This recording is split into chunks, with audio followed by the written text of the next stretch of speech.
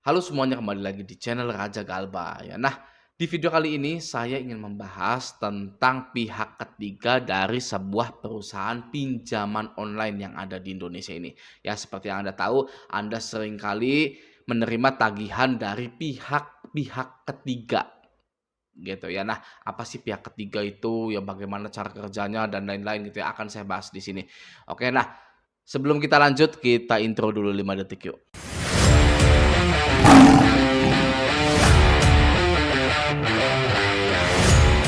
Kenapa dalam gagal bayar pinjol selalu ada yang namanya pihak ketiga?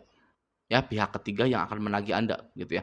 Di awal-awal galbay, pinjol memiliki kalimat pamungkas tentang pihak ketiga untuk Anda, yakni data Anda akan dialihkan ke pihak ketiga. Ya, jangan sampai data Anda kami alihkan ke pihak ketiga. Apakah Bapak Ibu mau pihak ketiga yang menagih Bapak Ibu? Seperti itu ya kalimat-kalimat pamungkasnya gitu. Nah, pertanyaannya, kenapa tidak perusahaan pinjolnya saja yang langsung menagih? Gitu ya. Misalkan Anda galbay di Kredivo, ya sudah Kredivonya saja yang menagih, gitu ya. Kenapa perlu repot-repot pinjol ini memberikan data Anda ke pihak ketiga, ya? Apakah nasabah yang galbay ini bisa jadi luluh lantah dan langsung membayar jika ditagih oleh pihak ketiga? Ya, tidak juga. Ya, banyak yang masih galbay, gitu kan. Apakah pihak ketiga ini boleh sebar data? Tidak juga. Ya, karena pihak ketiga harus berizin di OJK. Ya. Jadi, apa jawaban dari pertanyaan kenapa selalu ada pihak ketiga di dalam perusahaan pinjaman online? Ya, jawabannya adalah hutang Anda auto lunas. Ya, seperti itu. DC pinjol asli yang mengatakan data Anda akan dialihkan pihak ketiga itu hanya sebuah bahasa saja. Ya, sebuah kalimat yang tujuannya untuk menakut-nakuti Anda saja. Padahal aslinya, jika data Anda sudah masuk ke pihak ketiga, maka hutang Anda di perusahaan pinjol yang aslinya itu sudah auto lunas. Ya, bisa karena dibayarkan oleh pihak ketiga tersebut, bisa karena dibayarkan oleh asuransi dan lain-lain. Oke, masa sih Bang auto lunas? Nah, sudah jadi rahasia umum kalau pihak ketiga biasanya membeli data-data dari sebuah perusahaan pinjol untuk ditagih kembali. Ya, seperti itu ya. Karena sudah dibeli, maka hutang Anda auto lunas. Dipinjol di perusahaan pinjol yang aslinya. Nah, jika Anda masih ragu, sekarang tanyakan pada diri Anda. Ya, dari dulu sampai sekarang, apakah ada orang yang dipidanakan karena tidak bayar hutang ke pihak ketiga dari pinjol tersebut? Ya, apakah ada yang dipidanakan? Belum ada sama sekali. Ya, tidak ada. Ya, seperti itu.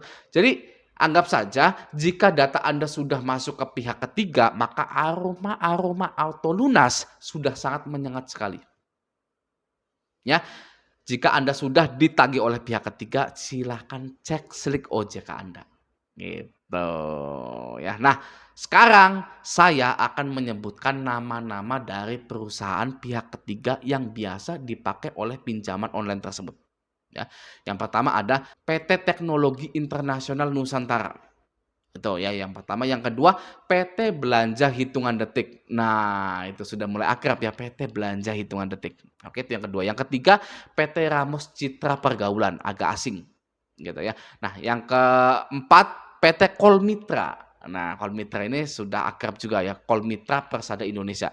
Yang kelima adalah PT Collectius Asset Management.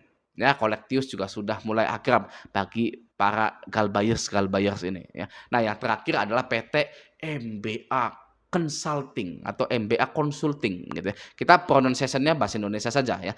PT MBA Consulting. Nah, dan lain-lain. Sebenarnya masih banyak lagi daftar-daftar pihak ketiga, tapi saya memfilter nama perusahaan yang sering muncul di dunia perpinjolan saja. Ya, barangkali Anda tahu nama-nama pihak ketiga pinjol, ya boleh share di kolom komentar ini, ya. Nah, menurut saya yang paling terkenal dari daftar perusahaan tersebut adalah PT MBA Consulting atau PT MBA Consulting. Ya, karena PT MBA Consulting ini biasanya bekerja sama dengan Shopee, HCI, Kredivo, dan lain-lain. Ya, pinjol-pinjol yang besar-besar gitu. Ya, Anda pastinya sering dapat WA dari MBA Consulting jika galbay di pinjol-pinjol yang raksasa tadi. Ya. Lalu pertanyaannya, Apa faedahnya kita mengetahui daftar-daftar nama dari, pihak ketiga tersebut?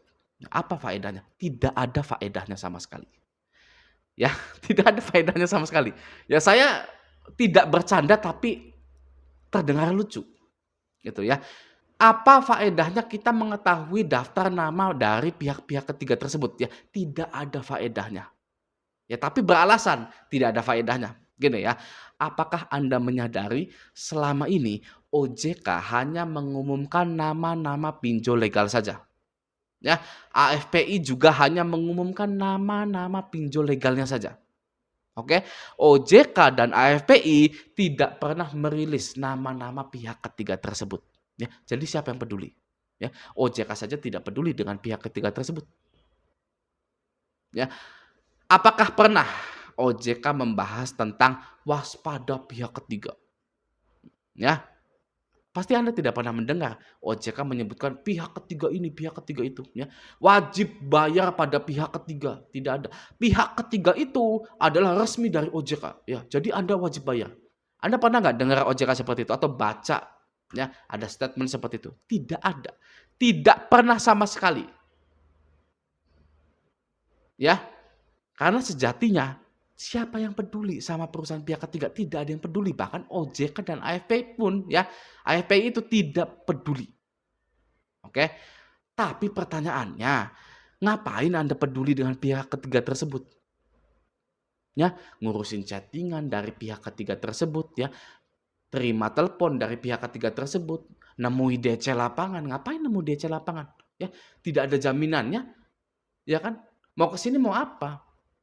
Oke, mau tahu kabar saya gitu, say hello gitu kan, gimana kabarnya. Lewat WA saja juga sudah cukup, ya. Jadi pertanyaannya, Anda ngapain peduli dengan pihak ketiga tersebut? Sedangkan OJK, ya otoritasnya itu tidak pernah menyinggung sama sekali. Bahkan bisa dikatakan dia tidak peduli dengan pihak-pihak ketiga tersebut, ya. Nah, dalam bahasa atau cara penagihannya pun tidak ada bedanya, ya. Mau hutang Anda itu dilimpahkan pada pihak ketiga, pihak keempat, pihak kelima, pihak ke-100, tidak ada bedanya sama sekali. Ya, sama-sama mengancam, sama-sama menekan, sama-sama mungkin menghina, gitu, tidak ada bedanya. Oke, Anda boleh tanyakan diri Anda, dari dulu sampai sekarang banyak yang ditagih oleh pihak ketiga, namun tidak ada satupun yang dipidanakan. Jadi apa fungsi pihak ketiga ini?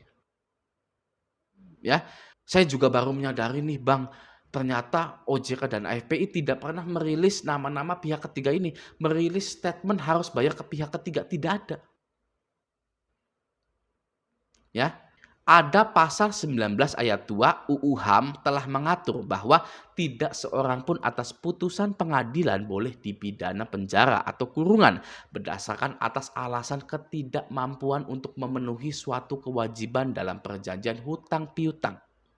Ya, tidak bisa Anda itu dipidanakan karena gagal bayar di pinjol atau mengabaikan penagihan dari pihak ketiga. Tidak bisa. Ya, karena sudah tertuang di pasal 19 ayat 2 UU HAM. Oke? Jadi mulai dari sekarang jangan pernah lagi takut dengan yang namanya gagal bayar di pinjol. Karena sudah banyak orang yang mengakhiri hidupnya karena pinjol. Ya, di zaman ini, di tahun ini ya, banyak sekali orang yang mengakhiri hidupnya karena pinjol. Jangan sampai Anda ikut-ikutan seperti itu.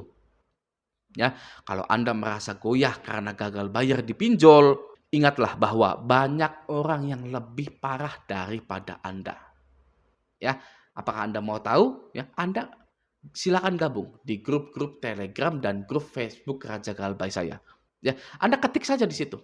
Ya, woi lur, ya ada yang lebih parah dari saya galbay 50 juta di pinjol ini itu. Pasti ada yang nyaut, saya 70 juta. Ya, saya 80 juta bang, saya 250 juta bang di Shopee penjual. Gitu ya biasanya ya. Banyak yang seperti itu. Ya jadi Anda tidak sendirian. Jangan lagi ada korban yang mengakhiri hidupnya.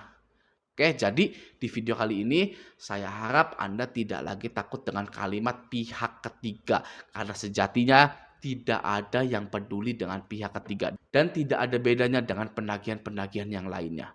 Oke, galbay pinjol resiko terparahnya adalah masuk silik OJK, bukan dipidanakan ya. Nah, semoga video ini bermanfaat. Sampai jumpa di video selanjutnya.